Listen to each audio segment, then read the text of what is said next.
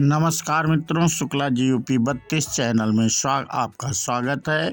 और भगवत गीता, ईश्वर के इस ज्ञान में छिपा है सफलता का रहस्य। मित्रों, वीडियो में आज हम इस पे बात करेंगे।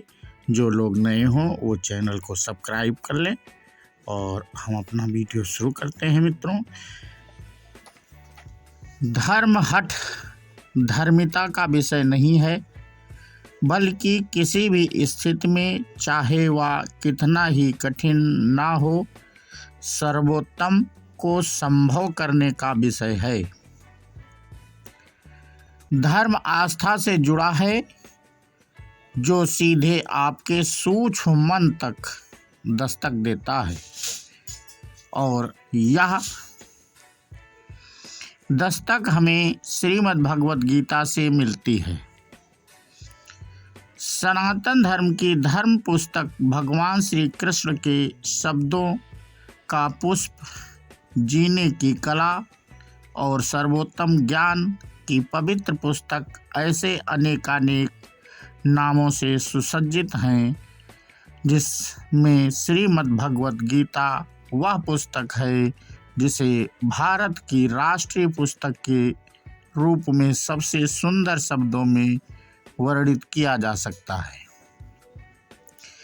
सदियों से वर्तमान तक गीता सबसे लोकप्रिय, अमूमन पढ़ी जाने वाली, दुनिया की कई भाषाओं में अनुवादित और भारत की संस्कृत के अनुसार जीने के शिक्षा पर आधारित है। यह प्रतिस्पर्धा से परे है। भारत को जानना है तो श्रीमद् भगवत गीता को पढ़ना होगा। इस पुस्तक की गहराई और जीवन के बारे में इसके गंभीर निर्देश, मानवीय बातचीत, मानव मनोविज्ञान के रहस्यों और उच्च चेतना की कुंजी को समझना होगा। गीता भारत की सभी जटिलताओं, विरोधाभास, रहस्य और सुंदरता को दर्शाती है। यह शाश्वत है और अनंत है। यदि हम गीता पढ़ रहे हैं तो इसके सभी स्तर के ज्ञान को आत्मसात कर जटिलताओं से भरा जीवन जीना चाहिए। ऐसा करने पर पूरी तरह से तो नहीं, लेकिन काफ़ी हद तक जीवन सरल होने की संभावना बनती है। भगवत गीता भगवान श्री कृष्ण का ज्ञान है, जो शब्दशः पुस्तक में मौजूद है। ईश्वर श्री कृष्ण का रूप है और धरती पर एक ऐसे महामानव के रूप में जन्म लेते हैं, जो दुनिया में भारत की गहन योग, संस्कृति और सभ्यता के प्रतिनिधि के रूप में भी आज भी मौजूद है। वो दिव्य अवतार, योगा अवतार और उच्चतम क्रम के ऋषि के रूप में पहचाने जाते हैं, जो लोगों के सभी स्वभावों को कई तरह से रास्ता सिखाने और दिखाने में सक्षम हैं। उन्होंने मानवता को अपनी उच्चतम क्षमता प्राप्त करने के लिए प्रेरित किया। श्री कृष्ण दिव्य व्यक्तित्व है, एक अतुलनीय करिश्मा, जो हम सभी के भीतर परमात्मा के अंश को प्रेरित करने का काम करते हैं। वो हमें बड़ी स्पष्टता से और सटीकता से जानने के लिए जीने की कला सिखाते हैं।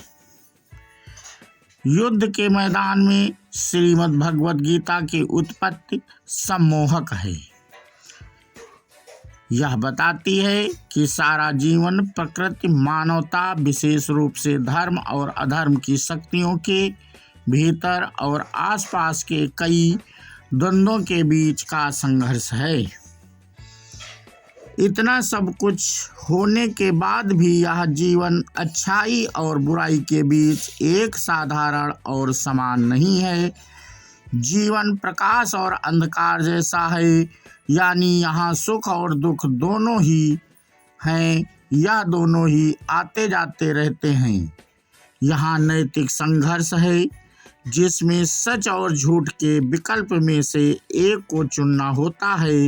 यही आपकी जीवन की दिशा तय करता है। जीवन विपरीत प्रभावों को लेकर कई दिशाओं में चलता है।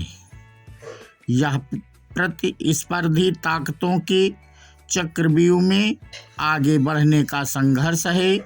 गीता की शुरुआत में अर्जुन की तरह दर्द और जटिलताओं से बचने के लिए संघर्ष नहीं करना हमारे लिए आसान है। हम जीवन को हमारे पास से गुजरने देते हैं, उसकी सीमाओं की निंदा करते हैं और जो हम पहले ही तय कर चुके हैं, लेकिन यहाँ तय करने जैसा कुछ नहीं है। सब कुछ अनिश्चित है, जीवन संघर्ष है। सफलता इसी में है कि आप आगे चलते जाएं, रुके नहीं। भगवत गीता हमें रास्ता दिखाती है कि जब हमारे जीवन रूपी युद्ध में आदर्श परिस्थितियां कम हो, तब सफलता होने के लिए इसे सर्वोत्तम और संभव कैसे बनाया जा सकता है। गीता कहती है, आपके पास मन यानी चेतना जैसा शक्तिशाली हथियार है। यदि आप इसका उपयोग नहीं करते हैं तो केवल नकारात्मकता और जड़ता की ताकतें हावी होंगी। यह आपकी जीवन की दशा और दिशा तय करेगी। इसलिए चेतना जागृत कीजिए। यदि हम जीवन की कठिनाइयों का सामना नहीं करते हैं और उन पर विजय प्राप्त नहीं करते हैं तो हम कमज़ोर रह जाते हैं और इस तरह अपने भीतर मौजूद के ईश्वर के अस्तित्व को खोजने में असफल हो जाते हैं।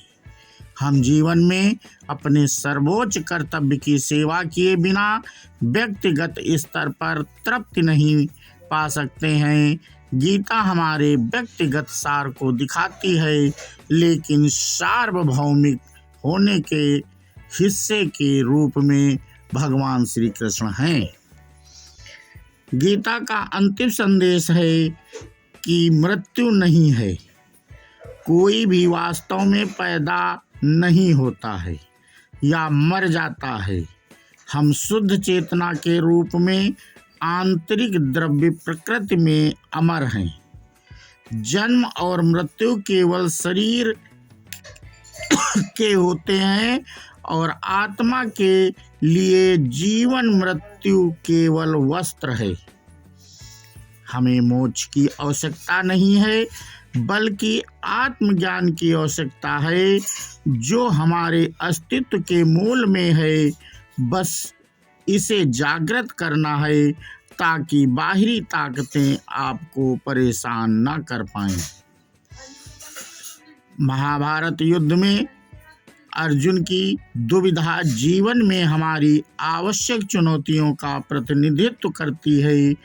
हम सभी अपूर्ण हैं, लेकिन एक उच्च पूर्णता की भावना रखते हैं जिसे हम बड़े प्रयास से जागृत कर सकते हैं।